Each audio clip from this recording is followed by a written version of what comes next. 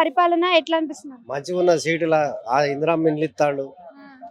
200 మస్తు మందికి ఇస్తలేడు అని చెప్తుండ్రు, మీరేమో ఇల్లు ఇస్తున్నారు. ఇస్తారు. ఏడిస్తుండ్రు? బోడుపల్. ఓకే. కేసీఆర్ కి రేవంత్ రెడ్డికి తేడా అంటే ఏం చెప్తారు? మాకైతే ఇక్కడ రేవంత్ రెడ్డి మంచిగా అనిపిస్తుంది.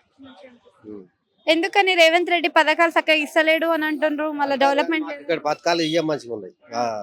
కరెంటు union అది తగ్గుతలేదు. ఇది ఒకటి ఇందిరా మిన్లు కూడా వస్తాయి ఇక్కడ. అది వరకు ఫ్రీ కరెంటు, ఫ్రీ బస్సు, 500 రూపాయల గ్యాస్, సన్న బియ్యం ఇవన్నీ వస్తున్నాయి. సన్న బియ్యం వస్తున్నాయి. రేషన్ కార్డులు కూడా వచ్చినాయి మా కొడుకులకి ఇట్లా. కేసీఆర్ ఉన్నప్పుడు రైతు బంధు, రైతు బీమా, రైతు భరోసా, డబుల్ బెడ్రూమ్లు ఇట్లాంటి పథకాలు ఇచ్చిండు కదా. మరి అవి మాకేం రాలే. బియ్యం కూడా ఆయన ఉన్నప్పుడే ఫ్రీగా చేసిండ్రు కదా. ఫ్రీగా చేసారు కానీ ఇప్పుడు సన్న బియ్యం వస్తున్నాయి. అంటే ఇప్పుడు పరిపాలనలో డెవలప్మెంట్ కనిపిస్తలేరు అంటుండ్రు కదా, మరి డెవలప్మెంట్ కనిపిస్తుంది. ఎవరికి నచ్చినట్టు వాళ్ళు అంటారు. అంతే దాన్ని. ఆయన ఉన్నప్పుడు మస్తు డెవలప్మెంట్ చేసిండు, మెట్రోలు అవన్నీ వచ్చినాయి కదా. వచ్చినాయి కానీ మాకైతే ఏ పని చేసినాయి.